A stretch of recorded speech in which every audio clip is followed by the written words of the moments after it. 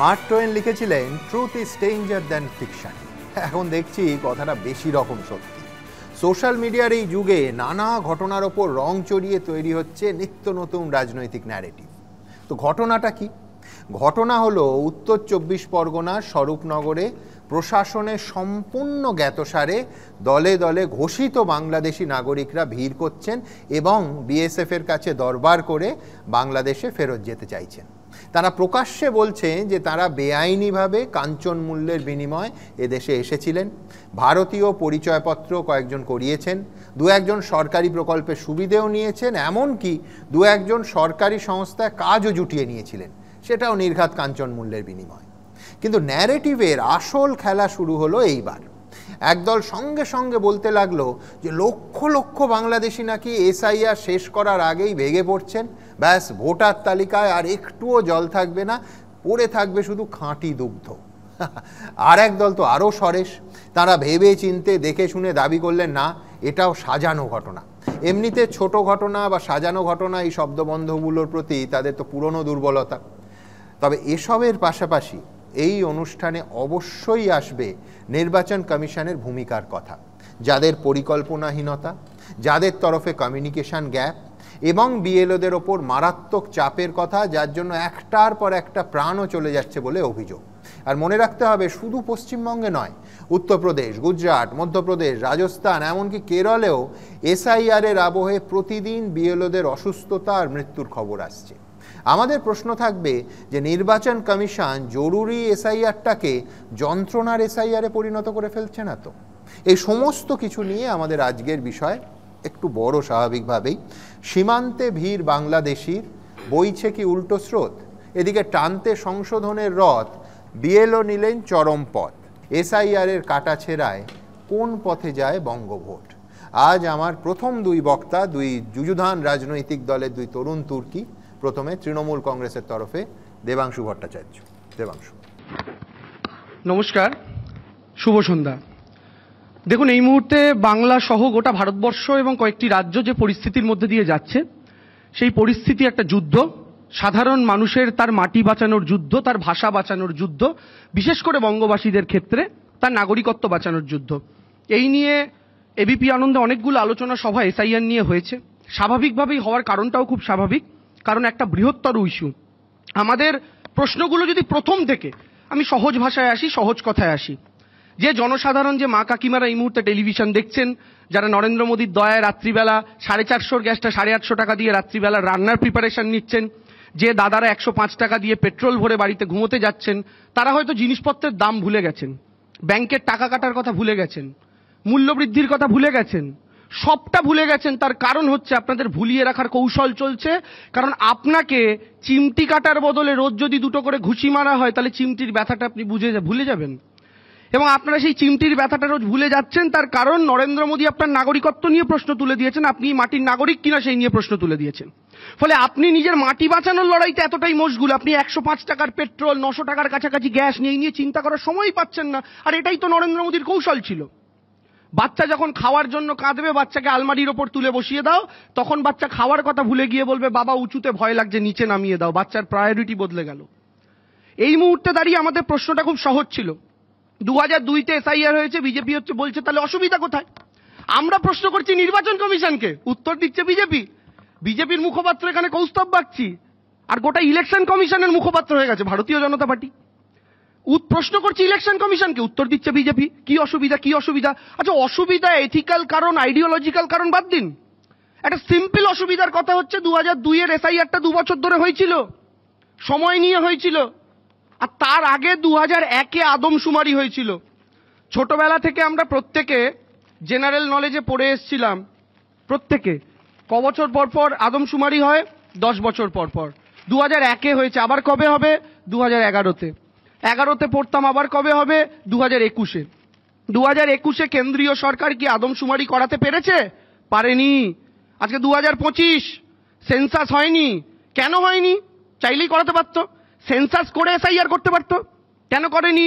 কারণ সেন্সাস যদি করায়, তাহলে এই যে মুসলমান জুজু, রোহিঙ্গা জুজু, এগুলো দেখাতে পারবে না। এই যে বিজেপি নেতা রোজ টিভিতে এসে বলে না 27% ছিল, এখন তো 40% হয়ে গেছে। ওদেরকে কানে কানে কে খবর দিয়ে যে আমি জানি না। তো বাবা সেন্সাসটা করাও, বার করুক, সবাই জানতে পারুক। সেন্সাস করে 2001-এ 2002-তে এসআইআর ঢুকেছিল গোটা দেশ। এইবার কোনো সেন্সাস আমাদের হাতে নেই। 2 বছরের টাইম পিরিয়ডটা কমে এলো 2 মাসে। কি তাড়াহুড়ো ছিল? লোকসভা নির্বাচনের আগে করেননি কেন? 2024-এ লোকসভার আগে গোটা দেশে একবারে করতে পারতেন, কেন করেননি? 24-এ হারার পর কেন গোপন সমীক্ষা চালালেন?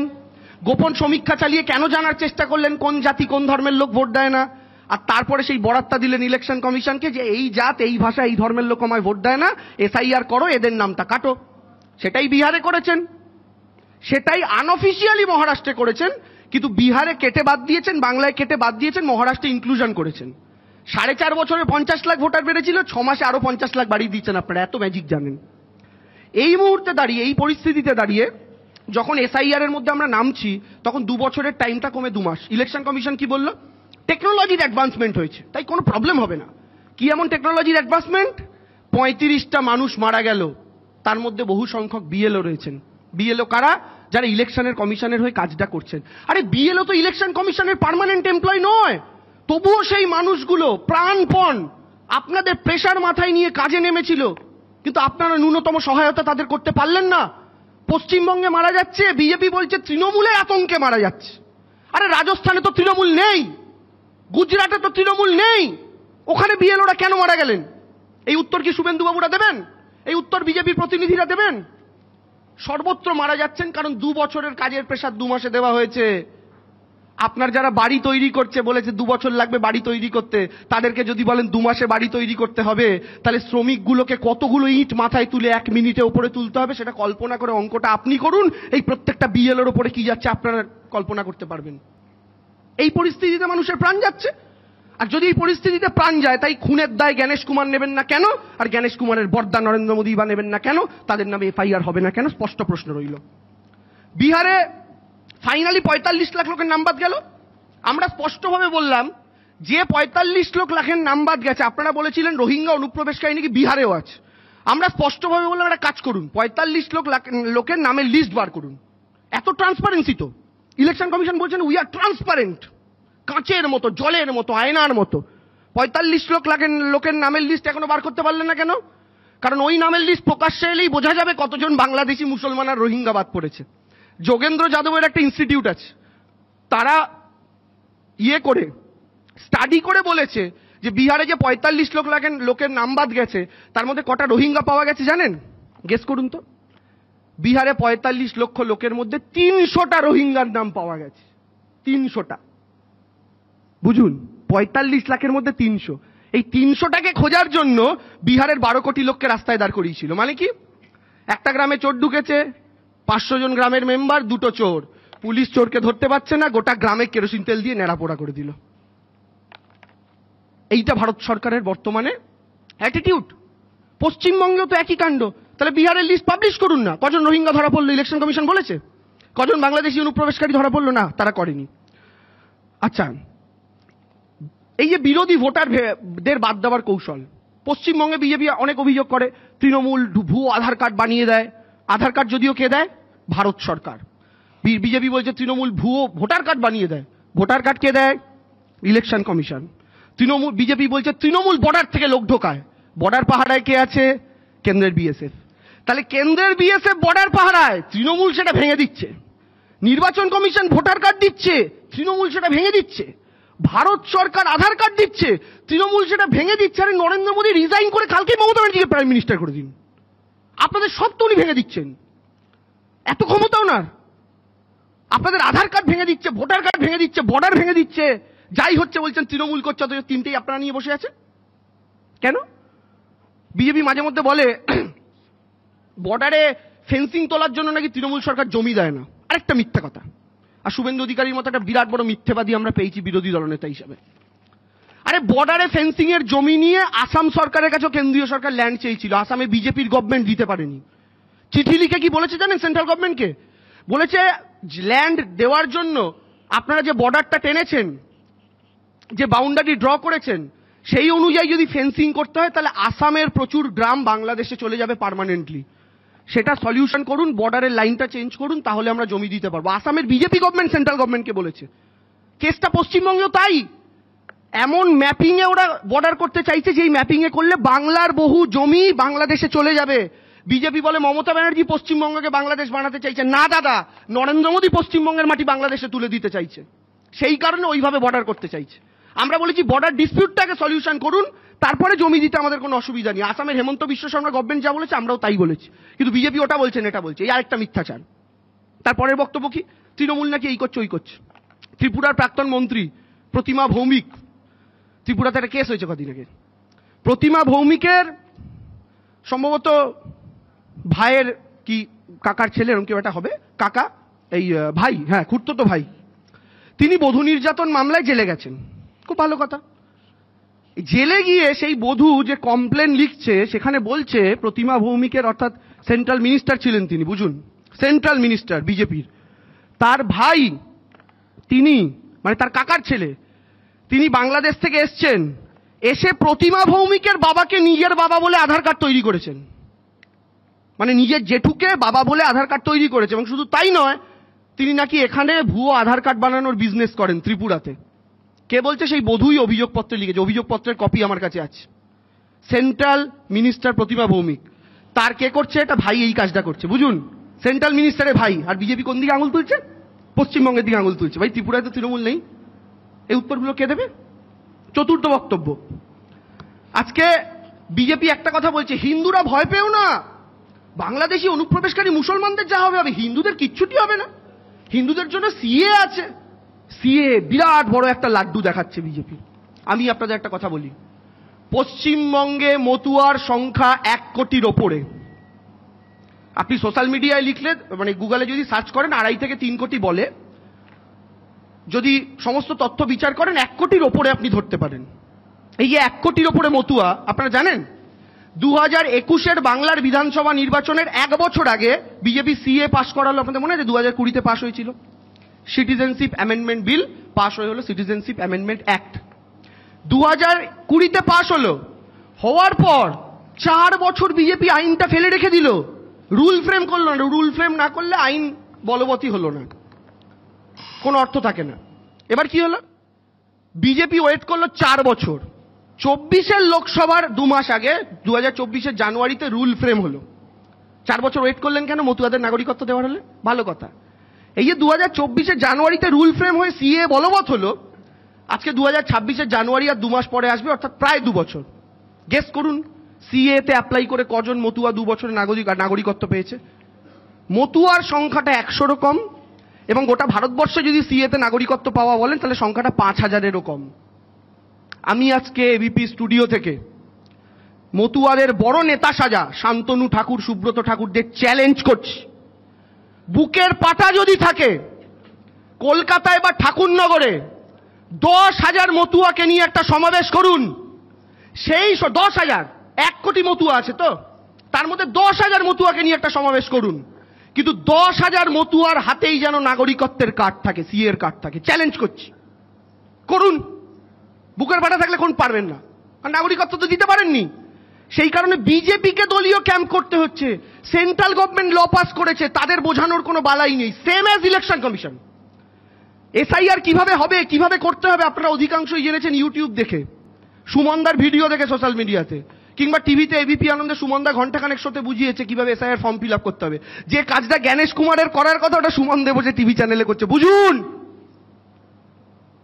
যে কাজটা ইলেকশন কমিশনের করার কথা সেই কাজটা আমাদেরকে ক্যাম্পে গিয়ে করতে হচ্ছে তৃণমূল কংগ্রেসকে। ইলেকশন কমিশন বুঝিয়েছে আপনাদের? বোঝায়নি, ভগবানের নামে ছেড়ে রেখে দিয়েছে। আর তৃণমূল কংগ্রেস আন্দোলনে আছি, কারণ বাঙালির নাগরিকত্ব কারার ষড়যন্ত্র, কিন্তু আমরা ময়দানেও আছি। মানুষ বুথে বুথে, পাড়ায় পাড়ায় ক্যাম্পে তৃণমূল কংগ্রেসের প্রতিনিধিদেরই পাচ্ছে সাহায্য করার জন্য। বিজেপি কিন্তু আগুনে ঠেলে দিয়েছে বাঙালিকে, আগুনে ঠেলে দিয়ে হাওয়া। শুভেন্দু ঘুরে বেড়াচ্ছে, দিলীপদা কোথায় জানি না, সুকান্ত মজুমদার কোথায় জানি না, কিন্তু তৃণমূল কংগ্রেস কর্মীরা কিন্তু মাঠে আছে, আন্দোলনও করছে, ময়দানেও আছে। এটা হচ্ছে বর্তমানে তৃণমূল কংগ্রেস।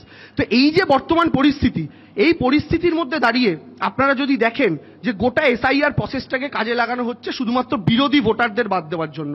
কিন্তু একটা কথা বিজেপিকে মাথায় রাখতে হবে, বিজেপি এনআরসি করেছিল আসামে, সরকার ওদের। বিজেপি প্রথম এসআইআর করেছে বিহারে, সরকার ওদের। পশ্চিমবঙ্গে কিন্তু সরকারটা বাবু তোমাদের নয়।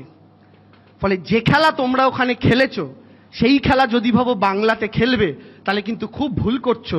কারণ তোমাদের স্যুট পরা, বুট পরা, হাতে গ্লাভস পরা, টি শার্ট পরা 11 জন প্লেয়ারের মাঝখানে আমাদের কিন্তু একটা 5 ফুট 2 ইঞ্চির হাওয়াই চপ্পল পরা মহিলা রেডি আছে।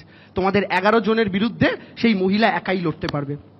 আমি একটা কবিতা দিয়ে শেষ করছি। সুমনদা দুবার বেল বাজিয়ে দিয়েছে, কবিতা জানে বলি আগে বাজিয়ে দেয়।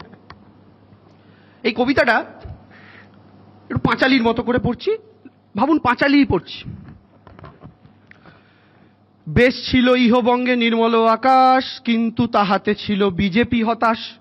প্রতিবার ভোটে লড়ে আর যায় হারি, তৎপরে নিজ গৃহে লাঠি মারামারি।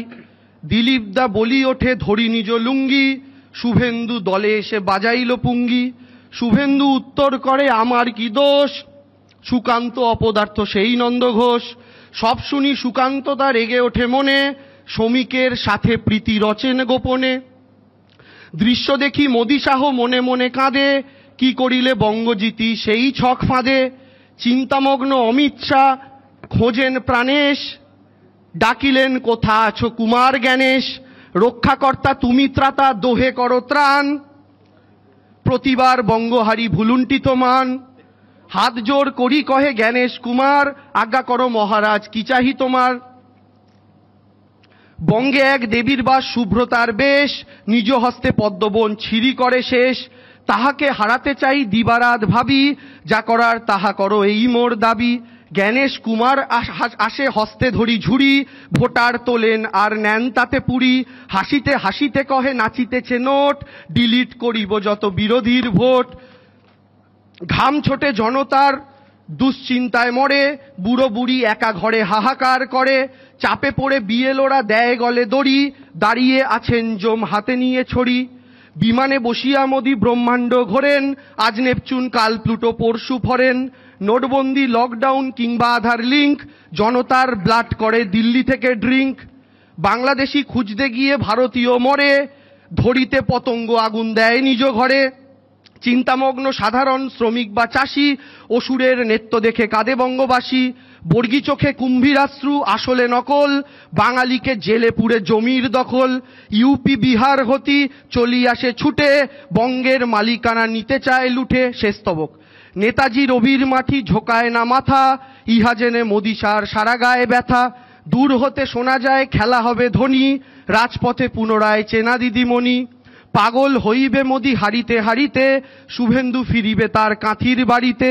দিলীপ দা ফিরে যাবে বৌদির কাছে, লকেট দি সিনেমায় কৌস্তব দা গাছে। নির্মল থাকিবে বঙ্গ বাঙালির বাস, সকল শত্রুর যেন ওঠে না বিশ্বাস।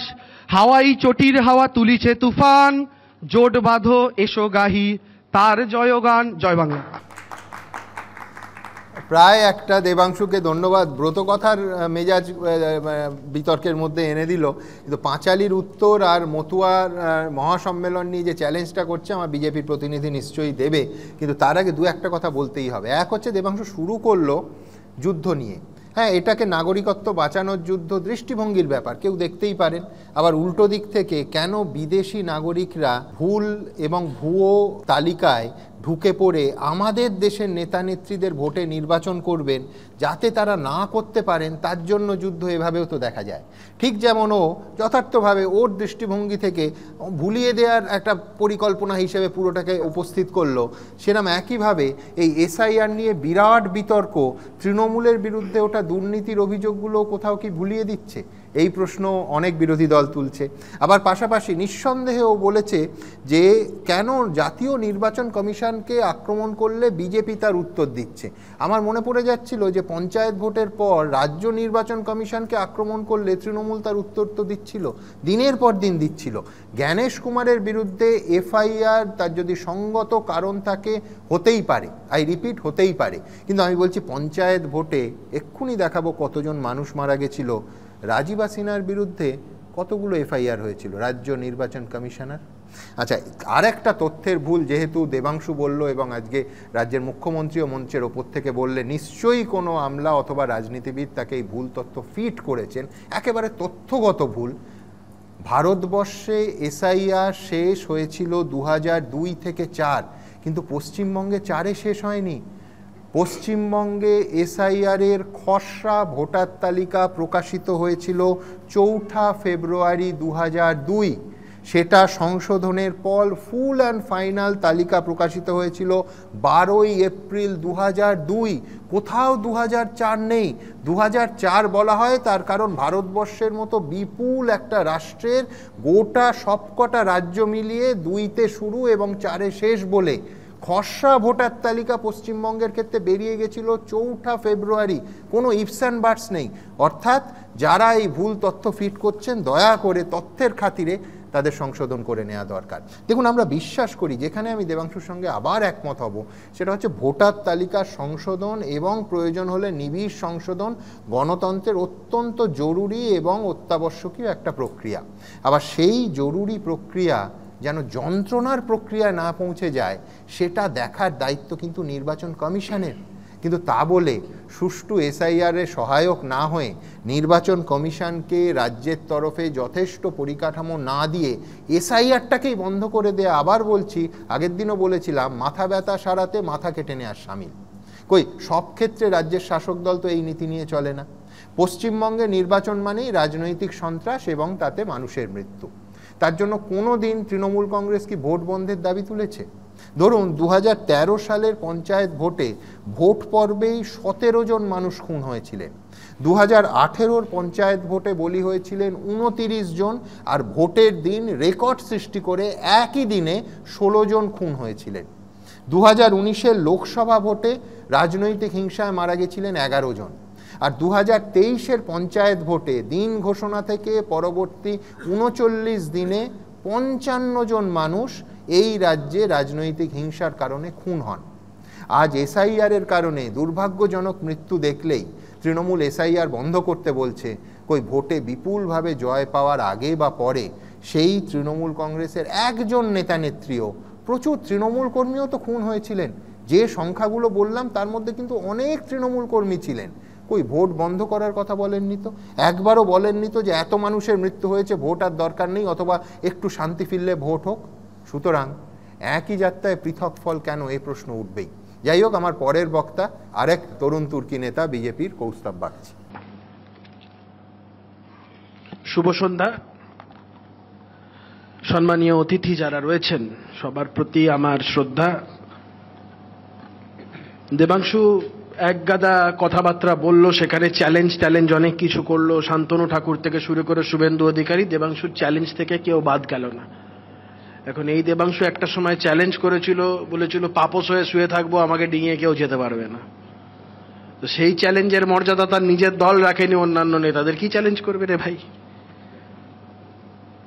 লক্ষ্মী পাঁচালি পড়লো না কি পড়লো ভগবান জানে, আমার খুব একটা ইনফিরিয়ার কোয়ালিটির একটা র্যাপ মনে হলো, যেটার কোনো তাল ছন্দ কোনোর সাথেই কোনো কিছু মিল পেলাম না। যাই হোক, দেবাংশুর মনে হয় তখন 5 কি 6 বছর বয়স হবে। আমিও যে খুব একটা বড় ছিলাম সেই সময় নয়, তখন আমার খুব মেরে কেটে 12 বছর বয়স হবে। 12 বছর কি 14 বছর বয়স হবে। দেবাংশুর 6 কি 8 বছর বয়স হবে, আমি যে ভুল না করি। মমতা বন্দ্যোপাধ্যায় পার্লামেন্টের মধ্যে দাঁড়িয়ে, তখন লোকসভার ডেপুটি স্পিকারের নাম ছিল চরণজিৎ সিং আটওয়াল, অত্যন্ত ভদ্র একজন মানুষ। পাঞ্জাবের একটা সময় স্পিকার ছিলেন, খুব ভদ্র একজন মানুষ।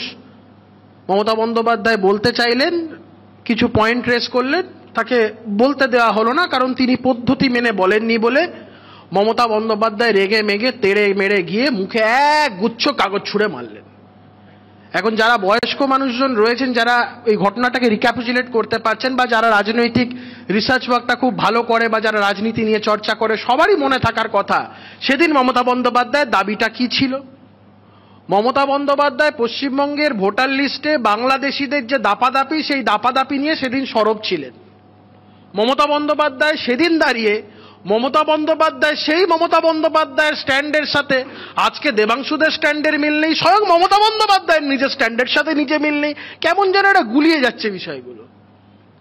দেখুন, ভারতীয় জনতা পার্টি, যদিও আমি ভারতীয় জনতা পার্টিতে 29শে ফেব্রুয়ারি 2024 সালে ভারতীয় জনতা পার্টিতে যোগদান করেছি, কিন্তু এটা নিয়ে বলতে আমার কোনো দ্বিধা বা দ্বন্দ্ব নেই যে ভারতীয় জনতা পার্টি যখন দুটো সাংসদ ছিল তখনও তারা যেই আদর্শের ভিত্তিতে দাঁড়িয়ে যে কথাগুলো তারা বলেছে, আজকে ভারতবর্ষের বৃহত্তর রাজনৈতিক দল, বিশ্বের অন্যতম বৃহত্তম রাজনৈতিক দলে থাকার পরেও তাদের রাজনৈতিক যে মতাদর্শ এবং রাজনৈতিক যে ভিত্তি, সেই জায়গা থেকে তারা 1 ইঞ্চি তাদের নড়নচড়ন নেই।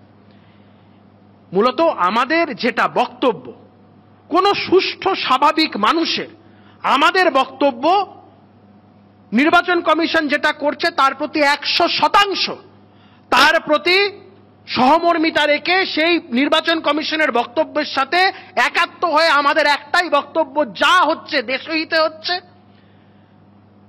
কোন শুভবুদ্ধি সম্পন্ন মানুষ কথা বলতে পারে যে আমার দেশে বাংলাদেশি অনুপ্রবেশকারীরা আমার দেশের ভোটার লিস্ট থাকবে, ভোটার লিস্টে তাদের নাম থাকবে? কোন শুভবুদ্ধি সম্পন্ন, যার মাথাটা কাজ করছে, মাথাটা এখনো বিগড়ে যায়নি, যার মাথায় কোনোদিন দান্ডার বাড়ি টাড়ি পড়েনি বা মাথায় কোনো রকম অন্যত্র কোনো কিছু হয়নি, যার বাংলা ভাষায় আমরা বলি যাদের এখনো তার কেটে যায়নি, সেই ধরনের মানুষ ছাড়া এখনো কে বলতে পারে যে আমার দেশের ভোটার লিস্টে বাংলাদেশি অনুপ্রবেশকারীরা থাকবে? কোন মানুষ বলতে পারে যে আমার দেশের ভোটার লিস্টে মৃত ভোটাররাও থাকবে? শ্রমিকদা বলেছিলেন, শ্রমিকদা দুঃখ পান, ওনার বাবা মা মৃত ভোটার, তারা মৃত অবস্থায় এসে ভোট দিয়ে চলে যান, শ্রমিকদার সাথে দেখা হয় না। আমাদের এমন কিছু বন্ধু বান্ধব আছে যাদের পরিবারে এমন অনেক আত্মীয় পরিজনরা আছে, শুধুমাত্র ভোটের দিন আসে, ভোট দিয়ে চলে যায়, খুব মন খারাপ হয়, তাদের দেখা হয় না। আমার এমন অনেক চেনা জানা বন্ধু বান্ধবরা আছে, তাদের পরিবারের লোকজনেরা কেউ ব্যাঙ্গালোর, মুম্বাই, অন্যান্য জায়গায় থাকে, ভোটের দিন আসে, ভোট দেয়, বাড়িতে পর্যন্ত যায় না, ট্রেনের টিকিটও কাটে না, প্লেনের টিকিটও কাটে না, আকাশে মনে হয় উড়ে উড়ে আসে, ভোটটা দিয়ে চলে যায়। এখন কোন শুভবুদ্ধি সম্পন্ন মানুষ কথা বলতে পারে যে ডবল এন্ট্রি, ট্রিপল এন্ট্রি যারা ভোটার আছে তাদের ভোটার লিস্টে তাদের নামটা একটা স্বচ্ছভাবে থাকুক, যে কোনো এক জায়গায় থাকুক? এর সাথে কোন মানুষের দ্বিমত থাকতে পারে বলে আমার তো জানা নেই। দেখুন, আমি রাজনীতিতে কনসেনসাসে খুব বিশ্বাসী। আসুন আমরা একটা কনসেনসাস তৈরি করি, দেবাংশু, আমি, আমরা সবাই, দীপশিতা, একটা কনসেনসাস তৈরি করি। আমরা বলি একসাথে যে পশ্চিমবঙ্গে একটাও অবৈধ ভোটার লিস্টে থাকবে না, এটা সবাই মিলে একসাথে বলি। সাথে সাথে এটাও বলি যে কোনো বৈধ ভোটারের নাম বাদ যাবে না। আমার তো বলতে এটা কোথাও দ্বিধা বা দ্বন্দ্ব কোথাও নেই, তাহলে অসুবিধাটা কোথায়? আমি আস্তে আস্তে খুব সুন্দর একটা গান শুনছিলাম, এপারে থাকবো আমি, তুমি রইবে ওপারে, শুধু আমার 2 চোখ ভরে দেখবো তোমারে। এত বাংলাদেশিদের প্রতি যদি প্রীতি থাকে, 2 চোখ ভরে দেখো, মনে মনে ভালোবাসো, কি দরকার আছে এখানে ভোটার তালিকায় তাদের ভিড় বাড়ি? আমার কথা হচ্ছে, পশ্চিমবঙ্গের ভোটার তালিকায়, ভারতবর্ষের বিভিন্ন রাজ্যের ভোটার তালিকায় ভারতীয়রা থাকবে, সেই রাজ্যের বাসিন্দারা থাকবে, অন্য জায়গা থেকে লোকজন এনে ভিড় করার কি প্রয়োজন? এই স্পষ্ট কথার মধ্যে তো কোনো কষ্ট নেই। এই যে বিহারে সদ্য সমাপ্ত নির্বাচন, এই যে দেবাংশু বলছিল বহু বিরোধী ভোটারদের নাকি কেটে বাদ দিয়ে দেওয়া হয়েছে, বলছি কটা লোক মামলা করে বলেছে যে আমরা এরকম ভোটার ছিলাম, বৈধ ভোটার, আমাদেরকে বাদ দিয়ে দিয়েছে। প্রভিশনগুলো হয়তো তাদের জানা নেই। এই যে খসড়া ভোটার তালিকা যখন তৈরি হবে, তারপরে তাদের একটা অ্যাপিল করার প্রভিশন আছে। সুপ্রিম কোর্টে এই নিয়ে যখন মামলা হয়েছে, জাস্টিস সূর্যকান্ত এবং জাস্টিস জয়মাল্লা বাগচির ডিভিশন বেঞ্চে একটা পয়েন্ট উঠেছিল, সেখানে সিনিয়র অ্যাডভোকেট অভিষেক মনু সিংভি বলেছিল বহু মানুষের কাছে ইনফরমেশন নেই, তাই তারা অ্যাপিল করতে পারছিল না। পাল্টা প্রত্যুত্তরে জাস্টিস সূর্যকান্ত বলেছিল অ্যাপিল না করতে পারার অন্যতম একটা প্রধান কারণ হচ্ছে they don't want to disclose their identity. একজন বাংলাদেশি সে অ্যাপিল করতে চাইবে? তার নিজের আইডেন্টিটি কখনো সে এক্সপোজ করতে চাইবে? আমরা এই কথাটাই বলছি। আমরা বলছি যদি কোনো বৈধ ভোটারের নাম তালিকা থেকে বাদ গিয়ে থাকে, তারা অ্যাপিল করুক, আইন মেনে তাদের শুনানি হবে, হিয়ারিং এর শুনানি আছে, সেই অর্ডারে যদি তারা অ্যাগ্রিভড হয়, appropriate course of law will follow. কিন্তু এর জন্য এত চিৎকার চিল্লামিল্লি করে কি দরকার? মমতা বন্দ্যোপাধ্যায় 2004-05 সালে যেই কথা বলছেন, সেই কথার সাথে 100% আমরা সহমত পোষণ করে আমরা আজকের দিনে আর এই কথা বলছি। কারণ পশ্চিমবঙ্গের সীমান্ত লাগোয়া যে জেলাগুলো, সেই জেলাগুলোর অবস্থা ভয়ঙ্কর। আমরা বিভিন্ন সময় দেখি সেই জায়গাতে।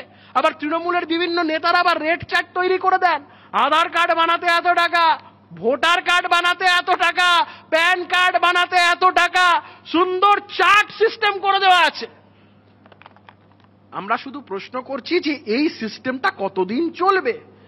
অমিত শাহজি বারংবার করে বলেছেন দেশের স্বরাষ্ট্রমন্ত্রী হিসাবে একটাও যারা অনুপ্রবেশকারী, অবৈধ অনুপ্রবেশকারী, তাদেরকে আমরা ভারতবর্ষে টিকতে দেব না।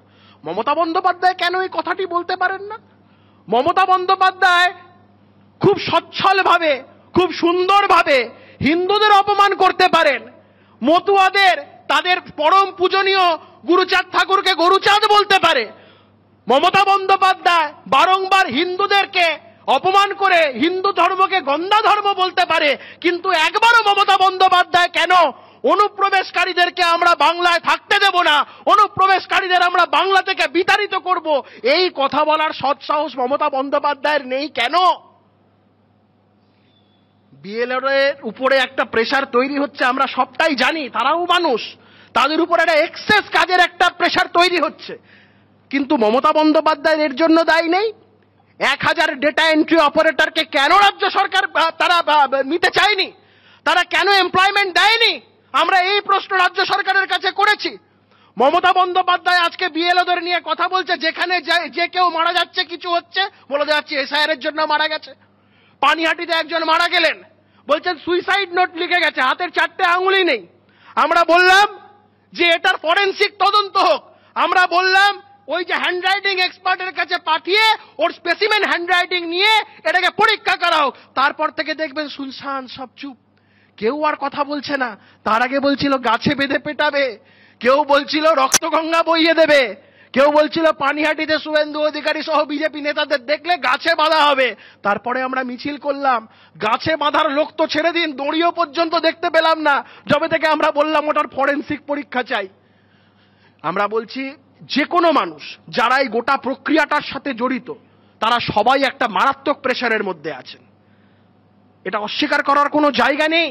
কারণ যারা এই কাজগুলোর সাথে যুক্ত, তারা কেউ স্পেশালাইজড এই ইলেকশন প্রক্রিয়াতে, তারা স্পেশালাইজড নন।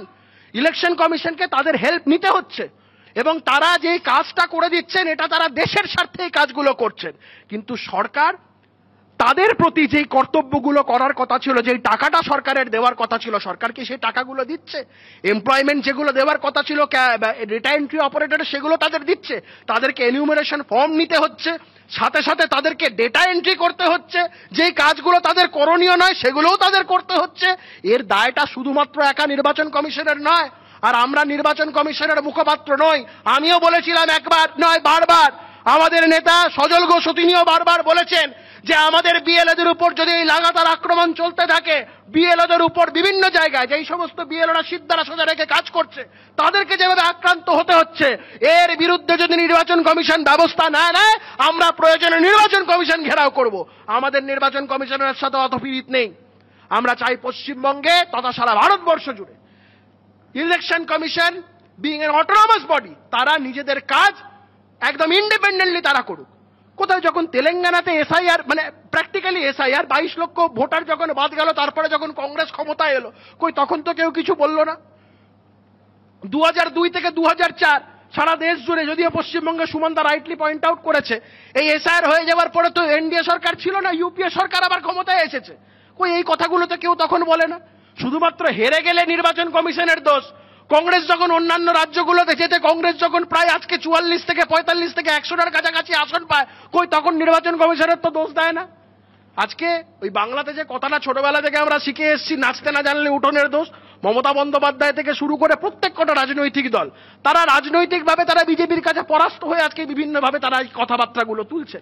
আজকে মমতা বন্দ্যোপাধ্যায় দীর্ঘদিনের রাজনৈতিক একজন ব্যক্তিত্ব, তিনি চোখের সামনে দেখতে পাচ্ছেন পশ্চিমবঙ্গে ব্যাপক হারে চাকরি চুরি, পশ্চিমবঙ্গে ব্যাপক হারে দুর্নীতি। আগামী দিন পশ্চিমবঙ্গের মানুষ মমতা বন্দ্যোপাধ্যায় চোখে আঙুল দিয়ে দেখিয়ে দিচ্ছেন যে পশ্চিমবঙ্গের ভবিষ্যৎ আর যাই হোক না কেন মমতা বন্দ্যোপাধ্যায় নন। কারণ মমতা বন্দ্যোপাধ্যায় যেভাবে পশ্চিমবঙ্গের মানুষের সাথে অনাচার করেছেন, যেভাবে পশ্চিমবঙ্গের মানুষের সাথে ব্যভিচার করেছেন, মমতা বন্দ্যোপাধ্যায় বুঝতে পারছেন যে এখন থেকেই তার যাওয়ার পথটা প্রশস্ত, তাই তিনি এখন থেকে কাঁদুনি গেয়ে রাখছেন যে এই ইলেকশন কমিশন আমাদের হারিয়ে দিল। আমি শুধু একটা কথা বলবো, 70% উপরে ফর্ম, এনিউমারেশন ফর্ম এই মুহূর্তে দাঁড়িয়ে ডিজিটাইজড হয়ে গেছে। 4 তারিখের পর কয়েকদিনের মধ্যেই আমরা জানি খসড়া একটা তালিকা বেরোবে। মমতা বন্দ্যোপাধ্যায়, দেবাংশুরা এই মুহূর্তে তাদের এনার্জিটা ওয়েস্ট না করে যেই সমস্ত মানুষের নাম তালিকা থেকে বাদ যাবে, যেই সমস্ত বৈধ ভোটারদের তালিকার নাম থেকে বাদ যাবে, তাদের জন্য অ্যাপ্রোপ্রিয়েট কিভাবে অ্যাপিলের প্রভিশনটাকে সাথে করে নিয়ে তাদেরকে অ্যাপিল করা যায় সেই দিকে তারা নজর দিন।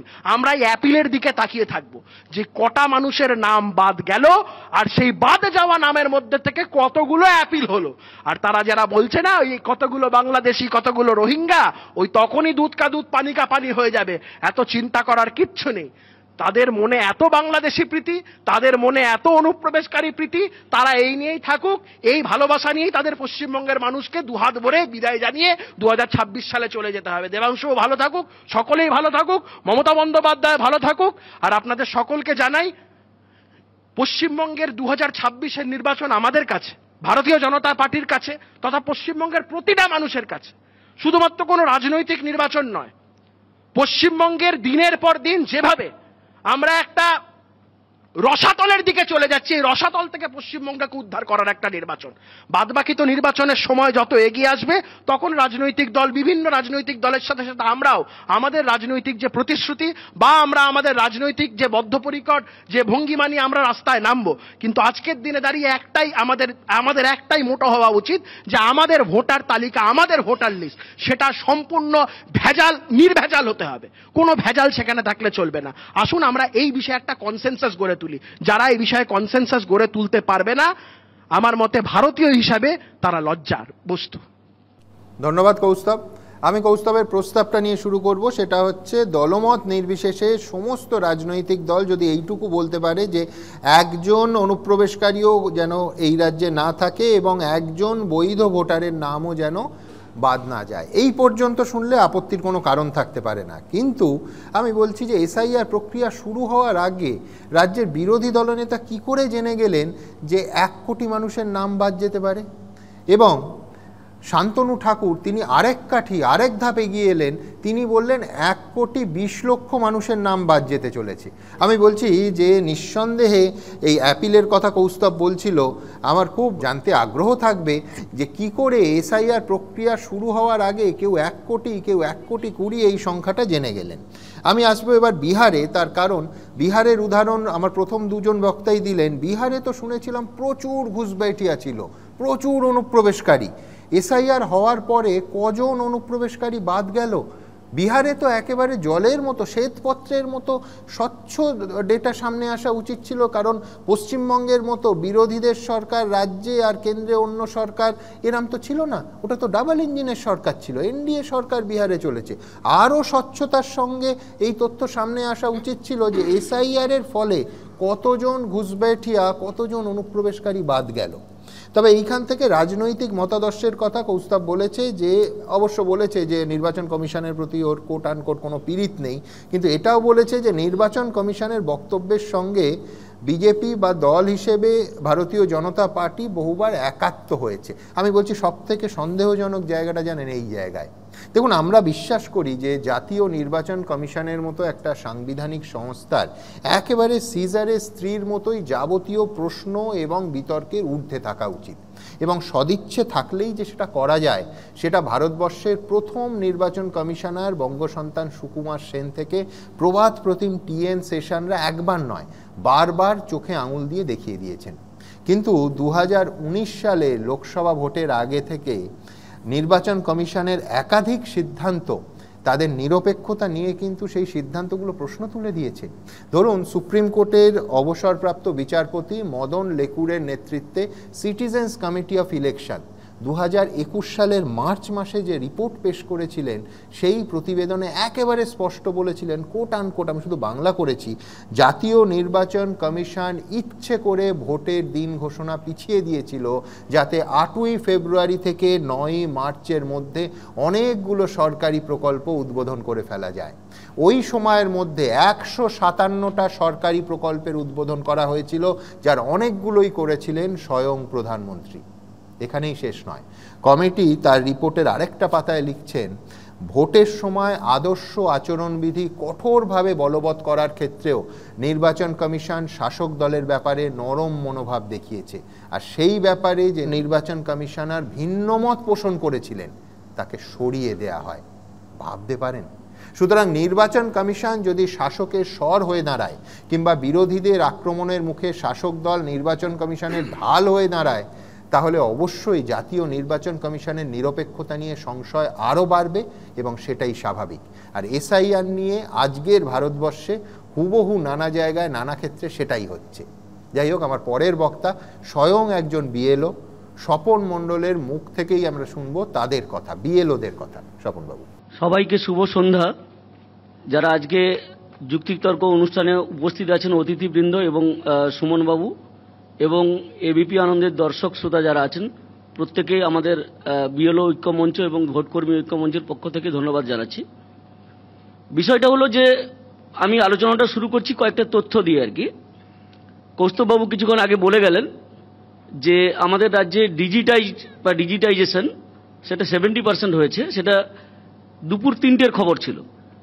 আমি এখানে অনুষ্ঠানে আসার আগে একটা খবর নিয়েছি, ইতিমধ্যে 75%-এ পৌঁছে গেছে ডিজিটাইজেশন। এবং যে এই যে 12টা রাজ্য যেখানে এসআইআর হচ্ছে, তার মধ্যে ডিজিটাইজেশন এবং এসআইআর এর কাজে এগিয়ে থাকা যে রাজ্যগুলো আছে তার মধ্যে অন্যতম কিন্তু আমাদের পশ্চিমবঙ্গ। এবং এর জন্য টোটাল ক্রেডিটটা যাবে আমাদের যারা বিএলও হিসেবে কাজ করছেন, ইআরও হিসেবে যারা কাজ করছেন এবং এইআরও হিসেবে যারা কাজ করছেন, এবং নির্বাচন কমিশন তো আছেই আর কি। তার সাথে সাথে আরেকটা বিষয় একটু জানানো দরকার আছে। এই এসআইআর নিয়ে কিছু ভুল বার্তা, বিশেষ করে এই ভোটার তালিকা, ড্রাফট ভোটার তালিকা, ফাইনাল ভোটার তালিকা নিয়ে কিছু ভুল বার্তা মানুষের মধ্যে ছড়িয়ে দেওয়া হচ্ছে, সেটা বিভিন্ন রাজনৈতিক দলের পক্ষ থেকে আর কি। আমরা একটা কথা একবার স্পষ্টভাবে বলতে চাই, যেহেতু নির্বাচন কমিশনের সঙ্গে আমরা ডাইরেক্টলি ডিল করছি এবং আমরা মাঝে মাঝে যাচ্ছি, কথা বলছি আর কি, যেটা পরিষ্কারভাবে বলা দরকার, এই যে যত এনুমারেশন ফর্ম ডিস্ট্রিবিউশন হয়েছে, যারাই তার মধ্যে যা তথ্য ভুল থাকুক বা ঠিক থাকুক, যারাই সাইন করে এই এনুমারেশন ফর্মটা জমা দিচ্ছেন তাদের প্রত্যেকের নাম কিন্তু ড্রাফটে থাকবে। এটা একটু পরিষ্কার হয়ে যাওয়া দরকার। এই যে কেউ বলছেন না এই ড্রাফট ভোটার লিস্ট থেকে সব নাম কেটে দেওয়া হচ্ছে, বৈধ ভোটারদের নাম কেটে দেওয়া হচ্ছে, কারোরই নাম কাটা যাবে না, পরিষ্কার হয়ে যাওয়া দরকার। এই 3টে ধাপে আমি বলে দিই যে যারা অনলাইনে দরখাস্ত করেছেন বা অফলাইনে এনুমারেশন ফর্মটা সাইন করে ফিল আপ জমা দিয়েছেন, ভালো করে মনে রাখবেন, সাইন না থাকলে কিন্তু নাম বাদ যাবে। সিগনেচার অথবা থাম ইমপ্রেশন দিয়ে যারা জমা দিচ্ছেন তাদের প্রত্যেকের নাম কিন্তু ড্রাফট ভোটার লিস্টে থাকবে। আমাদের স্পষ্ট করে জানিয়ে দেওয়া হয়েছে, আমরা গত শনিবারে ডেপুটেশন দিতে গিয়েছিলাম। এবার এলো ফাইনাল ভোটার লিস্টের যে ব্যাপারটা, সেটা হচ্ছে কি না 2002 সালের সঙ্গে যাদের ডাইরেক্ট লিঙ্ক হয়ে যাচ্ছে, সঙ্গে সঙ্গে তাদের ফাইনাল ভোটার লিস্টে নাম উঠে যাচ্ছে। এবার কিছু লোকের এরম গন্ডগোল হয়েছে, আমরা যেহেতু আমাদের ফিল্ডে কাজ করছে সব বিএলওরা আর কি, এরম হচ্ছে যে তার 2002 এর লিঙ্ক আছে, কিন্তু অনলাইনে যখন তাকে সাবমিট করতে যাচ্ছে কিছু ভুল দেখাচ্ছে, রং এন্ট্রি দেখাচ্ছে বা অন্য জায়গায় কোনো জায়গায় ম্যাপিং হয়ে গেছে, তাদেরকে হিয়ারিংয়ে ডাকা হবে। বা ডিএম অফিসে যে রেকর্ডস আছে, বিডিও অফিসে যে ভোটার লিস্টের 2002 সালের রেকর্ড আছে, সেই রেকর্ড মিলিয়ে দেখা হবে যে তিনি যে ডকুমেন্টসটা দিয়েছেন সেটা ঠিক কিনা। মিলে গেলে সঙ্গে সঙ্গে তার নামটা কিন্তু ফাইনাল ভোটার লিস্টে উঠে গেল।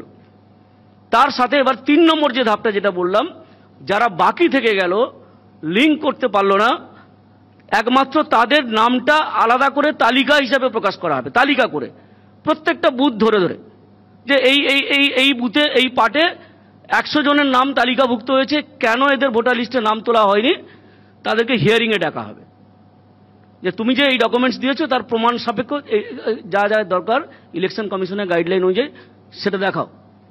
যদি দেখাতে পারে তার ভোটার লিস্টে নাম উঠে যাবে। এটা স্পষ্টভাবে বলা উচিত। যারা সন্ত্রাস ছড়ানোর চেষ্টা করছেন, ভয় দেখানোর চেষ্টা করছেন, সেটা ভুল পথে মানুষকে পরিচালিত করার চেষ্টা করছেন। এবার আমি এসআইআর নিয়ে আসি। আমাদের ভোটকর্মী বিএলও ঐক্যমঞ্চ প্রথম থেকেই কিন্তু একেবারেই এসআইআর এর পক্ষে দাঁড়িয়েছে এবং এসআইআরটা হোক সফলভাবে, সেটা আমরা কিন্তু অ্যাডভোকেট করেছি। এবং আমাদের বিএলওরা যারা বিভিন্ন ফিল্ডে কাজ করছেন, আপনারা সবাই জানেন ইতিমধ্যে তথ্য পাবলিশ করেছে নির্বাচন কমিশন এবং আমাদের সিও দপ্তর। সেখানে বলা হয়েছে ইতিমধ্যে আমাদের রাজ্যের বিভিন্ন জেলাতে অনেক বিএলও তারা 100% কাজ কমপ্লিট করে ফেলেছে, এতটাই দক্ষতার সঙ্গে কাজ করছে না। এই যে প্রশ্ন উঠছে না যে কেউ অনলাইনে কাজ জানে না, তারপরে যারা জানে না তাদের উপর চাপিয়ে দেওয়া হয়েছে, কথাগুলো ঠিক নয়। আমি পরের ধাপে সেগুলো আসছি। সেটা হচ্ছে যে এসআইআরটা হোক একটা নিখুঁত ত্রুটিমুক্ত ভোটার তালিকা প্রকাশিত হোক, যে ভোটার তালিকার মধ্যে কোনো ফেক ভোটার থাকবে না, যে ভোটার তালিকাতে একই মানুষের একাধিক জায়গায় নাম থাকবে না, যে ভোটার তালিকাতে কোনো মৃত মানুষের নাম থাকবে না, যে ভোটার তালিকাতে কোনো অবৈধ মানুষ যারা আমাদের দেশের লোক নয় তাদের নাম থাকবে না, তারা কেন নির্বাচিত করবে? এটা আমরা প্রথম থেকেই মনে করেছি, এই কারণেই আমরা এসআইআরটাকে সাপোর্ট করেছি। এবার আমি প্রথমে নির্বাচন কমিশনের কথায় আসছি, যে কথাটা আমাদের মূল বক্তব্য, যেটা যে দেখুন নির্বাচন কমিশন যখন এসআইআর এর নামে, তার আগে একটা এসআইআর হয়ে গেছে বিহারে, তাদের একটা অভিজ্ঞতা ছিল সেখানে করার। বিভিন্ন বিরোধী দল তারা অভিযোগ করেছে এই জায়গায় ভুল হচ্ছে, ওই জায়গায় ভুল হচ্ছে, তারা করেছেন। তাহলে সেই অভিজ্ঞতা থেকে শিক্ষা নিয়ে কিছু কাজ এখানে কিছু পরিবর্তন করা দরকার ছিল, সেইটা না করে কিছুটা আনপ্রিপেয়ার্ড অবস্থায় তারা নেমেছে। এবার এটা ঘটনা, এটা অস্বীকার করার জায়গা নেই। ইলেকশন কমিশনে কিছু জায়গায় ত্রুটি আছে। প্রথম কথা কি বলা হলো, যে আপনারা শুধু ট্রেনিংয়ের সময় বলা হলো যে আপনারা শুধু ফর্মটা ডিস্ট্রিবিউশন করবেন, ফর্মটা কালেকশন করবেন এবং হার্ড কপি ইলেকশন কমিশনের কাছে জমা দেবেন, ইআরওদের কাছে। কিন্তু পরবর্তীকালে যখন কাজ এগোতে লাগলো তখন বলা হলো কি যে না, এটাকে অনলাইনে সাবমিট করা বা ডিজিটাইজ করা, সেই কাজটা কিন্তু বিএলওদের করতে হবে। এটা ঘটনা যে সবারই কিন্তু কম্পিউটার বলুন, কম্পিউটারে তো করা যাবে না বা ল্যাপটপে এই কাজ করা যাবে না, কারণ হচ্ছে যে মোবাইল নাম্বারটা সেখানে দেওয়া হয়েছে তার সঙ্গে বিএলও অ্যাপ অ্যাটাচড, আপনি ল্যাপটপে এই কাজ করতে পারবেন না, নিজের মোবাইল থেকে মানে স্মার্টফোন থেকেই কাজটা করতে হবে। তাহলে যারা যারা স্মার্টফোনে কাজটা ভালো করতে পারেন তারা করে দিচ্ছে, কোনো অসুবিধা হচ্ছে না। কিছু কিছু লোকের অসুবিধা হচ্ছে, এটা অস্বীকার করার কোনো জায়গা নেই। যারা প্রচার করছেন যে প্রচণ্ড চাপ তৈরি হয়ে গেছে, আমি কিন্তু পুরোপুরি এই কথাটা মানতে রাজি নই। সামান্য কিছু অংশের, আজকে দেখুন ৮৬,০০০ বিএলওকে এনগেজ করেছে, তার মধ্যে ৮১,০০০ কাজ করছেন আর বাকিটা রিজার্ভে আছে। যখন যেখানে অসুস্থ হচ্ছে বা কারো অ্যাসিস্ট্যান্ট বিএলও দরকার হচ্ছে তাকে পাঠানো হচ্ছে। তাহলে আমরা দেখতে পাচ্ছি অসুস্থ হয়েছেন ১০-১৫ জন, ৪ জন মারা গেছেন। এবং যারা মারা গেছেন উল্লেখযোগ্যভাবে আমি আপনাদের সামনে তুলে ধরতে চাই, তারা কিন্তু প্রত্যেকেই হয় অঙ্গনওয়াড়ি কর্মী, না হলে দেখবেন প্যারা টিচার। এটা অনেকে খেয়াল করেছেন কিনা জানি না, যারা রেগুলার শিক্ষক বা রেগুলার শিক্ষিকা মানে যারা পার্মানেন্ট সার্ভিস করেন বা সরকারি কর্মচারী, তারা কিন্তু কেউ মারা যাননি বা আত্মহত্যা করেননি। আর এই শুধুমাত্র বিএলওর কাজের জন্য ডিজিটাইজ করতে হবে বলে এটার আতঙ্কে কেউ আত্মহত্যা করছেন, এটা মেনে নেওয়া আমার পক্ষে, আমাদের পক্ষে সত্যি খুব কষ্টকর।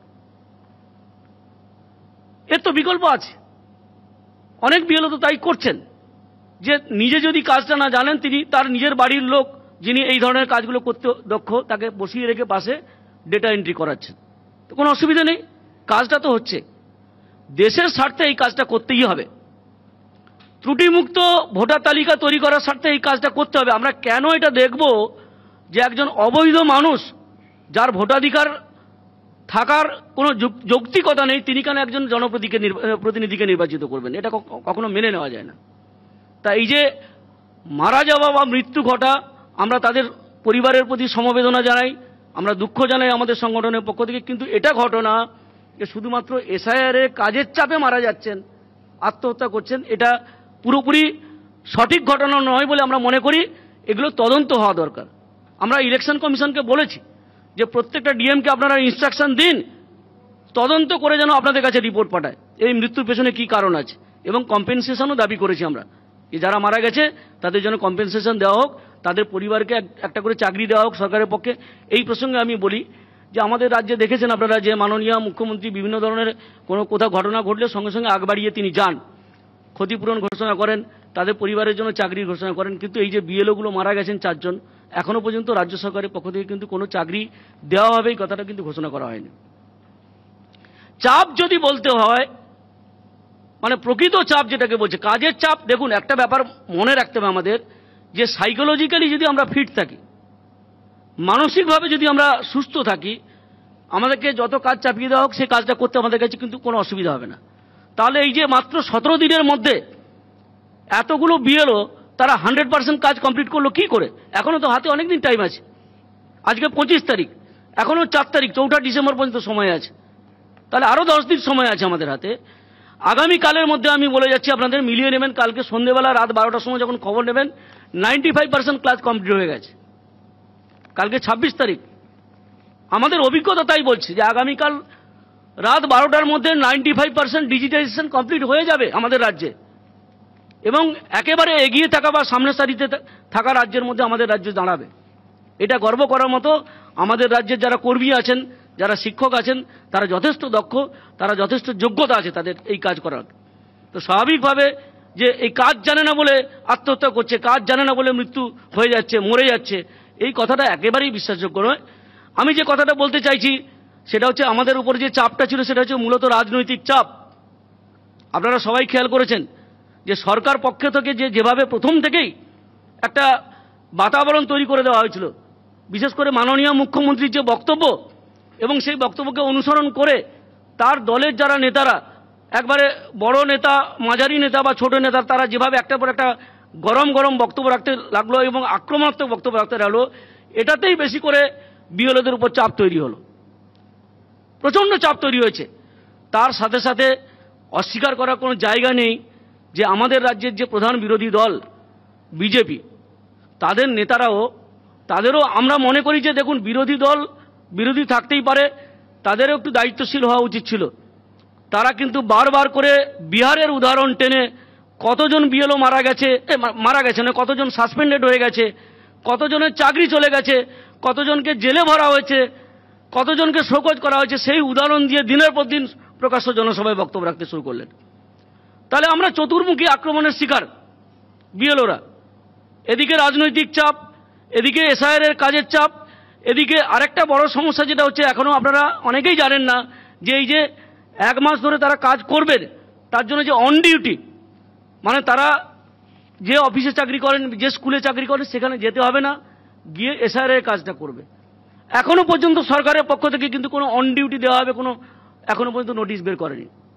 এটা কিন্তু পরোক্ষভাবে দারুণভাবে কর্মীদের মধ্যে প্রভাব ফেলছে যে আমি যে 1 মাস ধরে ছুটছি, পাড়ায় পাড়ায় ফর্ম বিলি করছি, কালেকশন করছি, তাহলে আমি কি অন ডিউটি পাবো না? এটাও কিন্তু আরো একটা বড় চাপ তৈরি হয়েছে। এই জায়গায় দাঁড়িয়ে আমরা মনে করি যে আমরা যথেষ্ট দক্ষতার সঙ্গে, যোগ্যতার সঙ্গে কাজ করছি, এসআইআর কমপ্লিট হয়ে যাবে এবং নির্দিষ্ট সময়ের মধ্যে কমপ্লিট হবে। যদি না হয়, আমরা নির্বাচন কমিশনের কাছে দাবি করেছি যে আরও সময় যদি দরকার হয় আপনারা চেয়ে নেবেন ইসিআইয়ের কাছ থেকে, কিন্তু এসআইআরটা করা দরকার। একটা নিখুঁত ভোটার লিস্ট, নির্ভুল ভোটার লিস্ট এবং গণতন্ত্রকে শক্তিশালী করার জন্য আমাদেরকে এই ভোটার লিস্টটা তুলে দিতে হবে নির্বাচন কমিশনের আগে। তার সাথে একবারে শেষ কথা আমি বলে শেষ করছি যে দেখুন, আমাদের যে ভোটকর্মী যারা আছি, প্রিজাইডিং অফিসার বা পোলিং অফিসার এবং বিএলও হিসেবে যারা কাজ করছেন, আমরা এমন একটা পরিস্থিতির মধ্যে কাজ করি যে রাজ্যে নির্বাচনী সন্ত্রাস একটা দৃষ্টান্ত সৃষ্টি করে ভারতবর্ষের মধ্যে। প্রতিটি নির্বাচনে যদি দেখেন যে সাধারণ মানুষ মারা যায়, এমনও দেখেছি আমরা অভিজ্ঞতা থেকে যে আমাদের চোখের সামনে ভোট লুট হয়ে যাচ্ছে, কিন্তু ভোট কর্মীরা কিছু করতে পারছেন না, চোখ বুজে দেখতে হচ্ছে। কারণটা কি? আপনি যদি ওপরের তলায় জানান, তাহলে ওপর তলায় লোকেরা আপনাকে এন্টারটেন করবেন না। ডিসিআরসি বলে একটা কথা আছে, আপনারা সবাই জানেন। ভোট যেদিন শুরু হবে ঠিক তার আগের দিন দেখবেন সমস্ত প্রিজাইডিং অফিসার ওই ডিসিআরসি অফিস থেকে জিনিসপত্র নিয়ে যে যার বুথে চলে যায়। আপনি যদি কোনো কমপ্লেন করতে চান ডিসিআরসিতে, যেখানে ডব্লিউবিসিএস অফিসাররা বসে আছেন, বিডিও, এসডিওরা, এডিএমরা, কেউ এন্টারটেন করবেন না। বরং আপনি কমপ্লেন যদি করেন যে এখানে অনিয়ম হয়েছে, আপনাকে হ্যারাস করবে, গভীর রাত পর্যন্ত বসিয়ে রাখবে। এই অভিজ্ঞতা, চরম অভিজ্ঞতা আমরা দেখেছি চোখের সামনে। যে বিরোধীর যে ইভিএমে যে কালো টেপ লাগিয়ে দেওয়া, আমরা দেখেছি যে চোখের সামনে ভোট লুট হয়ে যাচ্ছে। সরকারি দলের যারা সমর্থক যে ভোট কর্মী, তারা কিন্তু খুব মুচকি হাসছেন, হেসে চলে আসছেন। আর যাদের মেরুদণ্ড আছে, যারা সোজা হয়ে দাঁড়িয়ে থাকে, তাদেরকে কাঁদতে কাঁদতে চলে আসতে হচ্ছে। এই ধরনের একটা পরিস্থিতির মধ্যে, এই চাপের মধ্যে কিন্তু আমাদের বিএলওদের বা ভোট কর্মীদের কাজ করতে হয়। তা সত্ত্বেও আমরা বলছি, আমরা সব রকমের সহযোগিতা নির্বাচন কমিশনকে করছি, আমরা করব। এসআইআরটা সফল হবে এবং আমাদের পশ্চিমবঙ্গের গণতন্ত্র আরো শক্তিশালী হোক, এই বলে সবাইকে আমি ধন্যবাদ জানিয়ে আমার বক্তব্য শেষ করলাম। ধন্যবাদ। ধন্যবাদ স্বপনবাবু। দেখুন, স্বপনবাবুর বক্তব্যের একটা অংশের সঙ্গে আমি সম্পূর্ণ একমত, আরেকটা অংশের সঙ্গে সম্পূর্ণ তীব্রভাবে দ্বিমত। কোথায় দ্বিমত সেটা বলি, তারপরে একমত কোথায় সেখানে আসবো। এক হচ্ছে, উনি বললেন যে স্থায়ী শিক্ষক শিক্ষিকারা, সিনিয়র শিক্ষক শিক্ষিকারা যেখানে কাজটা করছেন তারা পাচ্ছেন, ফ্যাক্টও তাই বলছেন, অঙ্গনওয়াড়ি কর্মীরা পাচ্ছেন না। কিন্তু আমি একটু বড় করে জিনিসটা যদি দেখি, সত্যিই তো একটা শ্রেণীর মানুষ শিক্ষক শিক্ষিকারা পাচ্ছেন, কিন্তু কিসের বিনিময়ে পাচ্ছেন? আমি বলছি যে সেই কেন্দ্রের তথ্য বলছে আমাদের পশ্চিমবঙ্গে প্রায় 6,500 স্কুল চলছে একজন শিক্ষক বা শিক্ষিকার ওপর ভিত্তি করে, একজন শিক্ষক শিক্ষিকাকে নিয়ে। এবছরের পরিসংখ্যান বলছে যে ছাত্র শিক্ষক গড় ভারতবর্ষের অন্য অনেক রাজ্যের থেকে আমরা পিছিয়ে, 32 জন ছাত্র পিছু একজন করে শিক্ষক আমাদের স্কুলগুলোতে। এই রকম একটা অবস্থায় হঠাৎ করে শিক্ষক শিক্ষিকাদের, সিনিয়রদের যদি সরিয়ে নিয়ে যাওয়া হয়, ওই কচিকাচাগুলো যারা ওই একজন দুজন অথবা একটা সাবজেক্টের একজন মাস্টারমশাই অথবা দিদিমণির মুখের দিকে তাকিয়ে তারা হয়তো মাধ্যমিকে বসবে, তারা হয়তো টেস্ট পরীক্ষা দিচ্ছে, তাদের অবস্থা কী হবে আমরা কতজন ভেবে দেখেছি। এক। দুই হচ্ছে যে এই একই সময় যেহেতু বহু প্রধান শিক্ষক, প্রধান শিক্ষিকারা, টিআইসিরা এই একেবারে এই বিএলওর কাজটা করছেন, তাদের কিন্তু স্কুলে যেতে হচ্ছে, তার কারণ মিড ডে মিলের দায়িত্ব তাদের ওপর। অর্থাৎ দুটো কাজের কোনোটাতেই পূর্ণ মনোযোগ তারা দিতে পারছেন না। পাশাপাশি তাদের কি করতে হচ্ছে, যেহেতু টেস্ট পরীক্ষা হচ্ছে, সেই টেস্ট পরীক্ষার বন্দোবস্ত করতে হচ্ছে, অ্যানুয়ালের সমস্ত ক্লাসের খাতা দেখতে হচ্ছে, কোয়েশ্চেন করতে হচ্ছে। সুতরাং কাজটা অত সহজ বোধহয় নয়। এবং এর আগে এক্ষেত্রেও আমি বলবো নির্বাচন কমিশন এবং রাজ্য সরকারের একসঙ্গে বসে প্ল্যানিং প্রয়োজন ছিল। এক। দুই হচ্ছে, আরেকটা জায়গা আমি সম্পূর্ণ দ্বিমত, সেটা হচ্ছে বাড়ির লোক, পাড়ার লোক, মাস্তুতো ভাই, অচেনা লোক, এই দিয়ে কিন্তু ডেটা এন্ট্রির কাজটা করানো যায় না। তার কারণ হচ্ছে ডেটা স্যানিটিটি বলে একটা কথা আছে। এই তথ্যগুলো অত্যন্ত তথ্যের পবিত্রতা বলে একটা বিষয় আছে। মানুষের জীবনের সঙ্গে এইভাবে যুক্ত একটা তথ্য, এটা সাবলিস করা যায় না। স্পষ্ট কথা স্পষ্টভাবে বলতে হবে। আমি প্রথম দিন থেকে স্বপনবাবুর একটা জায়গায় একেবারে একমত। ওনারা প্রথম দিন থেকে এটা স্পষ্ট করেছেন যে নির্বাচন কমিশনের চাপিয়ে দেওয়া কাজের পদ্ধতি নিয়ে ওনাদের হাজারো প্রশ্ন আছে, কিন্তু পাশাপাশি তারা অবশ্যই এটাও বলছেন যে এসআইআর, যেটা দিয়ে উনি শেষ করলেন, গণতন্ত্রের পক্ষে প্রয়োজন এবং সম্পূর্ণ এসআইআরকে তারা সমর্থন করেন।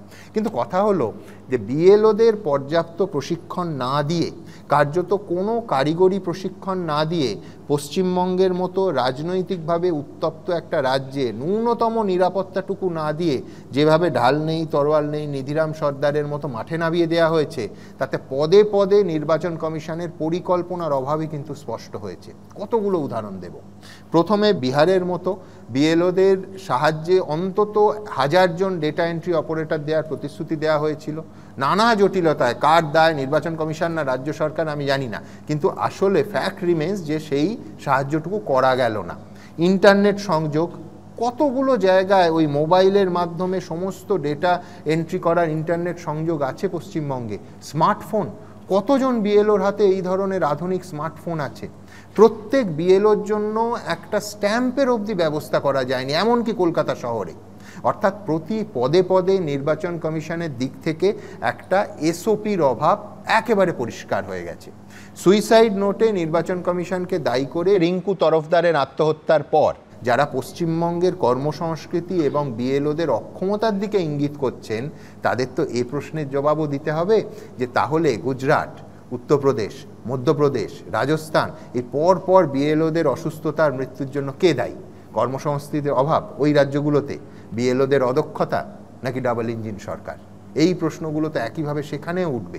আর মনে রাখতে হবে যে এই সমস্যায় জর্জরিত বিএলওদের কৃতিত্বতেই 100% এনুমারেশন ফর্ম ইতিমধ্যে বিলি হয়ে গেছে এবং 70%-এর বেশি, এইমাত্র উনি বললেন যে 75%, আমার কাছে 70% প্লাস এই ডেটা আছে, ফর্ম কিন্তু আপলোড হয়ে গেছে। আজই নির্বাচন কমিশন বিকেলে এই কথা আমাদের জানিয়েছে। এরপরও এক কথায় বিএলওদের কি অদক্ষ বলা যাবে? যাই হোক, আমার পরের বক্তা এ রাজ্যের প্রাক্তন মুখ্য নির্বাচনী অফিসার আইএএস জহর সরকার। শুভ সন্ধ্যা।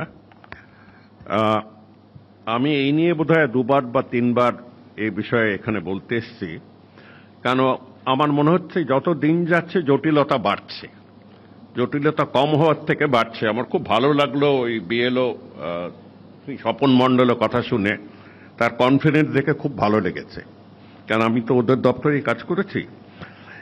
এসআইআর নিয়ে যে গন্ডগোলটি, তার প্রথম সূত্র কিন্তু আমাদের বুঝতে হবে, এই তৃণমূল কি বলল আর বিজেপি কি বলল না, তার মধ্যে বেশি না ঢুকে যেটা বুঝতে হবে যে এসআইআর বলে আইনে কোনো পদ্ধতি নেই। আমি প্রাক্তন অফিসার হিসেবে দাঁড়িয়ে বলছি, স্পেশাল ইন্টেন্সিভ রিভিশন বলে কোনো আইনে প্রভিশন নেই। যেটা আছে আইনগত সেটা হলো ইন্টেন্সিভ রিভিশন। ওকে, আচ্ছা, এবার স্পেশাল ইন্টেন্সিভ রিভিশন করতে একটা গিয়ে কয়েকটি প্যাচ কষা হয়েছে। আমি প্যাচ এবং স্ট্র্যাটেজির মধ্যে ফারাক করতে জানি, আমরা সকলেই জানি। প্যাচটা হলো যে প্রথমে বলা হলো যে বেসিক ডকুমেন্ট আমরা যেগুলোকে বলি, আপনার বেসিক ডকুমেন্ট কি? সব জায়গায় আধার কার্ড লাগান, কোথাও লাগালে বাড়ির একটা কোনো বিল দেখিয়ে দেন, এটাই তো চলে যাচ্ছে এত বছর। বেসিক ডকুমেন্টগুলো নিয়ে 9-6 করা হলো। করে কেন করা হলো তার একটা উদ্দেশ্য, প্রথম এসআইআর এ ওই যে ভদ্রলোক এখন এসছেন তিনি স্পষ্ট করে বলে দিলেন যে এর সাথে সিটিজেনশিপ আমি জড়িয়ে দেব। আমি তখনও বলেছি সিটিজেনশিপ এর সাথে জড়ানোর তোমার কোনো অধিকার নেই। আবার দাঁড়িয়ে বলছে কোনো অধিকার নেই। উনি বলছেন, উনি আমার প্রায় 14-15 বছর ছোট হবে, এবং উনি বলছেন যে কেন আমার আইনে লেখা আছে সিটিজেন অফ ইন্ডিয়া। আলা, ভারতবর্ষে 850টি আইনে লেখা আছে সিটিজেন অফ ইন্ডিয়া, 850টি আইনে লেখা আছে। আমি কিন্তু একবারও বলছি না আমি সিটিজেনশিপের মানে যাচাই করার বিরুদ্ধে, সিটিজেনশিপ যাচাই করা উচিত, কিন্তু এই মৌকায় নয়। এটাই হলো সবচেয়ে বড় কথা। দেখুন,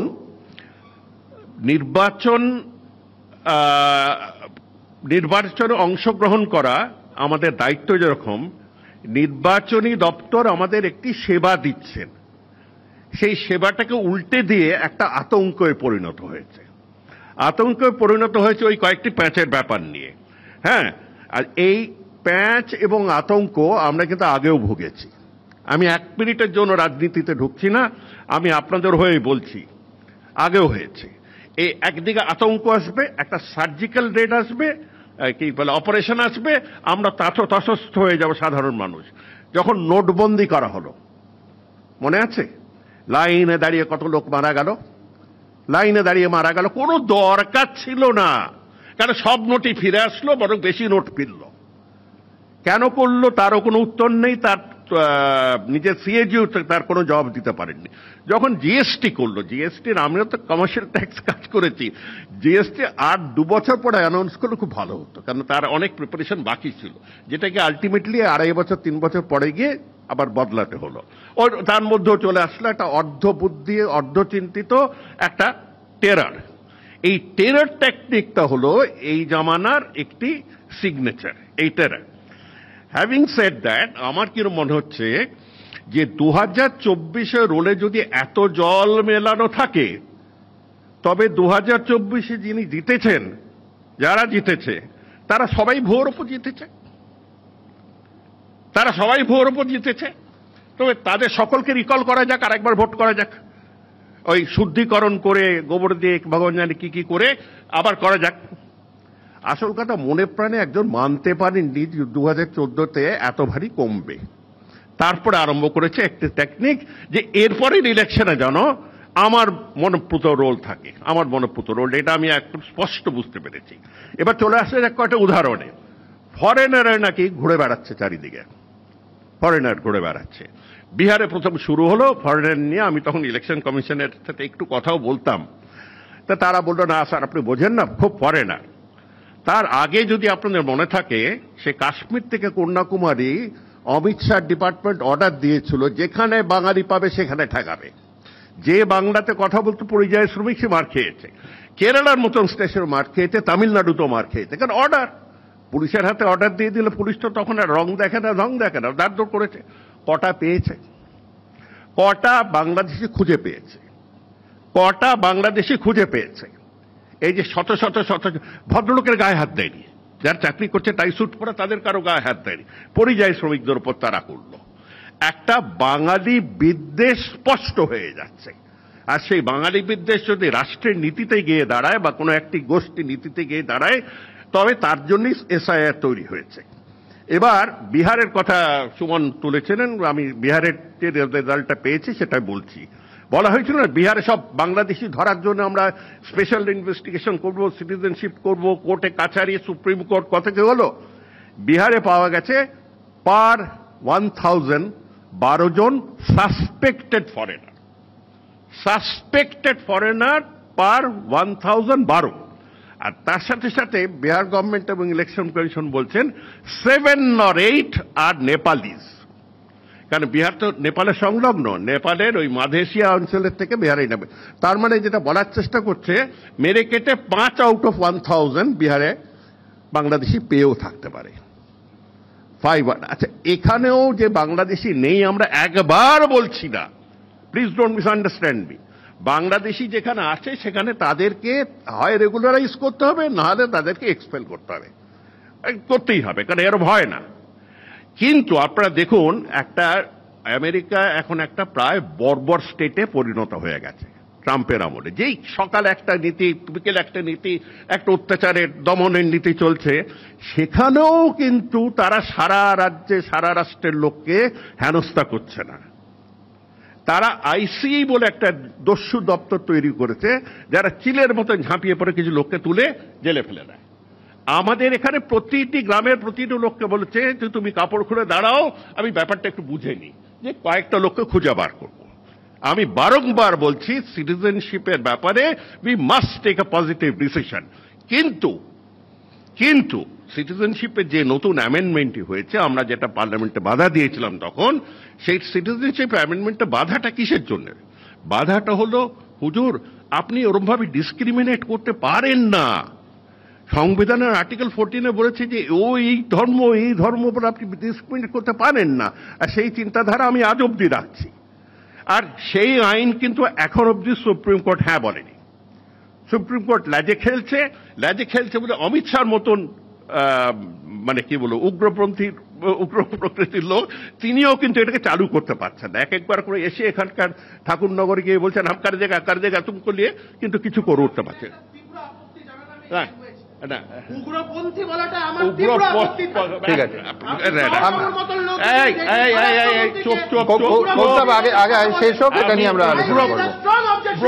ঠিক, আমি বলেছি না করেন, ওনার বক্তব্য শেষ করুন। অমিত শাহকে নিয়ে আমি এখানে কথা বলতে রাজি নয়, কেন অমিত শাহ ওর জন্মের আগে যা করেছে তার আমি বলে দিতে পারি, আমরা সবাই জানি, সব লিখিত।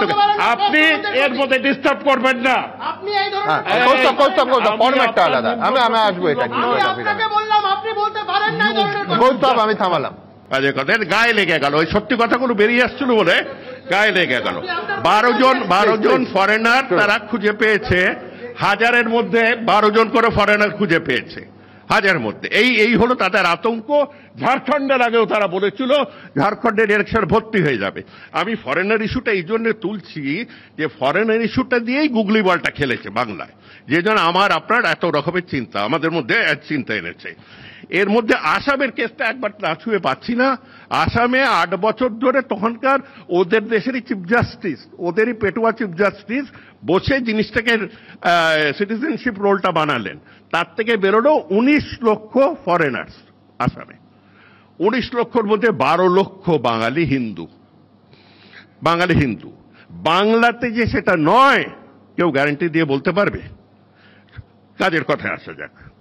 বিএলওদের ওপর যে অমানবিক চাপ ফেলেছে সেটা কিন্তু আমাদের আমলে, আমরা যখন এই চালিয়েছিলাম তখন এরকম টাইপের লোক ছিল না।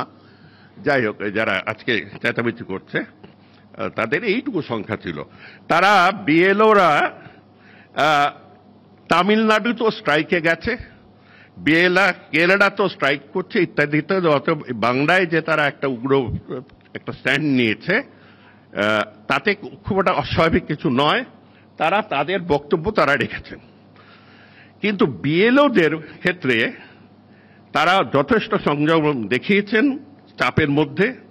একটি শ্রেণী পারেননি, তাদের মধ্যে অনেক দুর্ঘটনা হয়ে গেছে, সব মানছি। কিন্তু বিএলওদের সাথে আমি যেটা লক্ষ্য করছি, সেটা না বলে পারছি না, সেটা হচ্ছে অনেক জায়গায় দেখছি একজন বিএলএ থাকছে। বিএলএ কে জানেন? বিএলওর পলিটিক্যাল পার্টির booth level authority, booth level assistant.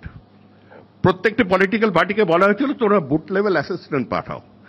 Booth level assistant আমরা যখন যে কজনকে দেখেছি, খবর নিচ্ছি, শুধু একজন, আর সে একজন হচ্ছে তৃণমূল কংগ্রেসের সমর্থক। এখন তারা যদি সাথে সাথে সব জায়গায় যায়, প্রভাবিত করার একটা সুযোগ থাকলেও থাকতে পারে, এটা আমাদের সাবধান থাকতে হবে। তারা যদি সবসময় যায় তাদের সাথে, এইটা যেন বিএলও ভাইদের একটাই আমার অনুরোধ যে প্রভাবিত হবেন না। সিইও থেকে নিয়ে বিএলও অব্দি কেউ যদি প্রভাবিত হয়, ভারতবর্ষের রিয়াকশন কিন্তু চলতে পারে না।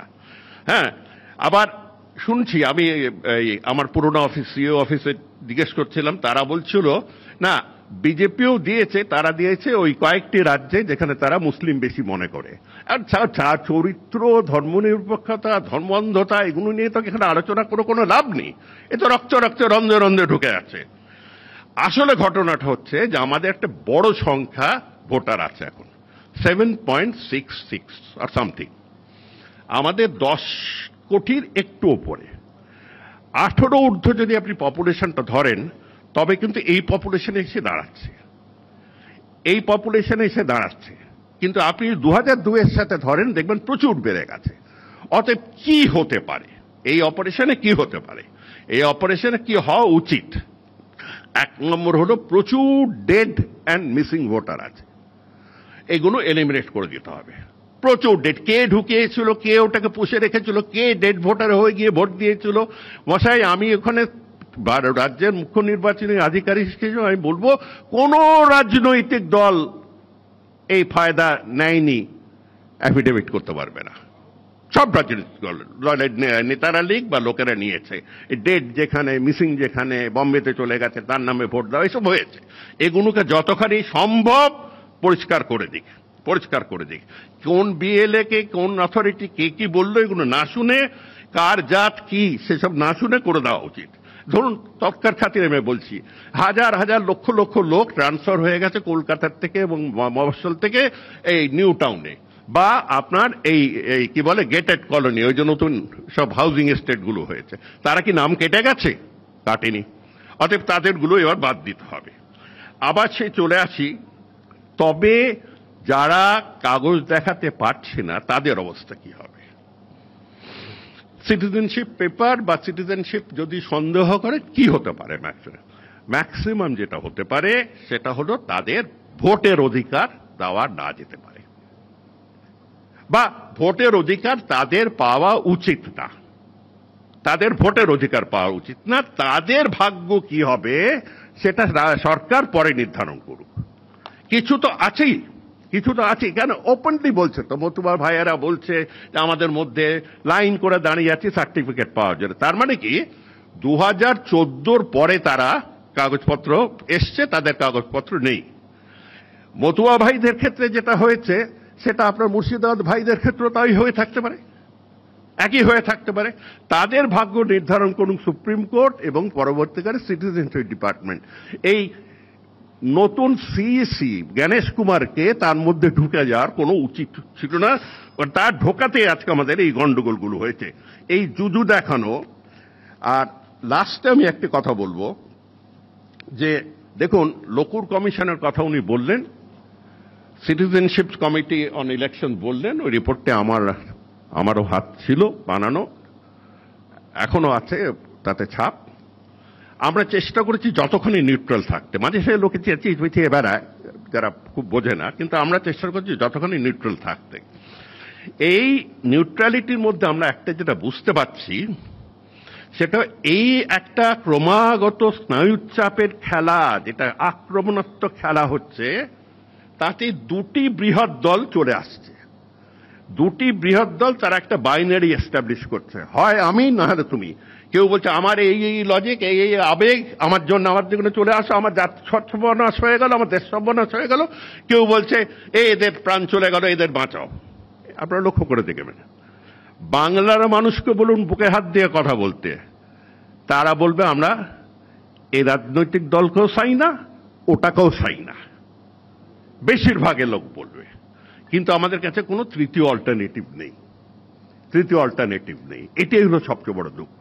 আমরা একটা বাইনারি ট্র্যাপে পড়ে যাচ্ছি, কারণ যারা তৃতীয় হিসেবে দাঁড়িয়েছিল তারা খুব একটা কিছু করে উঠতে পারেনি, তারা একটা খুব করে উঠতে পারেনি। শেষে আমি বলবো এক্সইওএ 7.64 থেকে প্রায় 70 lakh 80 lakh dead, duplicate and missing কাটা, নাম কাটা অস্বাভাবিক হবে না। সে যেই যার মতনই চেঁচামেচি করুক, ডেড হলো তো ডেড, তো নাম কাটতেই হবে রে বাবা। ডেড, ডুপ্লিকেট, ট্রান্সফার্ড ভোটার, তাদের নাম বাদ দিতেই হবে। আবার নতুন যারা ভোটার এসছে তাদেরকে আমাদের গ্রহণ করতে হবে। অতএব ফিগারটি আমার নিজের আন্দাজ 7.64 থেকে কিছুখানি কমে আসবে, নেট অ্যাডিশনটা কিছুখানি কমে আসবে। সেই নিয়ে যেন রাজনীতিকে এমন একটা নোংরা স্থলে নিয়ে না যাওয়া হয় যেখানে লোকের সুইসাইড করতে হয়, লোকের আঘাত পেতে হয়। সাধারণ মানুষ, তার একটা নাগরিক দায়িত্ব আছে, তার একটি নাগরিক অধিকার আছে, সাংবিধানিক অধিকার আছে ভোট দেওয়ার। তাকে নিয়ে আর এত শকুনির পাশা খেলবেন না, এ বলে বক্তব্য শেষ করছি। ধন্যবাদ জহরদা। আমি একটা অঙ্ক দিয়ে আসি। প্রথমে জহরদা যে ফিগারটা বললেন সেই তথ্যটা কিন্তু আমাদের কাছে নেই। সাসপেক্টেড ফরেনার বিহারে 1000-এর মধ্যে 12। এইটুকু শুনলে খুব স্বাভাবিকভাবেই যখন এই উত্তেজনাটা শুরু হলো মঞ্চ এবং পোডিয়ামে, তখন মন দিয়ে অঙ্কটা করছিলাম বলে আমি একটু অন্যমনস্ক ছিলাম। 1000-এ 12 শুনলে কোথাও কোনো স্নায়ুতন্ত্রে কোনো ধাক্কা মারে না। কিন্তু এই অঙ্কটা আপনি যদি বিহারের টোটাল ভোটারের নিরিখে ফেললে, যেটা হচ্ছে 7,43,00,000, তাহলে দাঁড়াচ্ছে সেই সংখ্যাটা, মানে 1000-এ 12 করলে প্রায় 9 লক্ষ বিদেশি। আমি বলছি যে এই ফিগার যদি নির্বাচন কমিশন সামনে রাখতো, এই এতক্ষণ যে প্রশ্নগুলো তুলছিলাম বা অন্যরা তুলছিলেন যে কেন এসআইআর, কতজন বিদেশি ছিল, তার জবাবটা খুব পরিষ্কার ছিল। জহরদার নিজস্ব সোর্সে হয়তো পেয়েছেন, কিন্তু আবার বলছি 1000-এ 12টা দাঁড়াচ্ছে ভোটারের সংখ্যা যেহেতু প্রায় 7,43,00,000, বিহারের ক্ষেত্রে প্রায় 9 লক্ষ বিদেশি। এই ফিগার যদি একেবারে নির্বাচন কমিশনের ফিগার হয়, আমি বলছি গোটা দেশে নাড়া পড়ে যাওয়ার মতো ফিগার। আমি এখানেই এই বিষয়টা রাখলাম, তার কারণ নির্বাচন কমিশনের কাছ থেকে অফিসিয়ালি এই ফিগার আমরা পাইনি। 0.12 একদম জহরদার কাছে ফিগার আছে। এবিপি আনন্দ, এগিয়ে থাকে, এগিয়ে রাখে।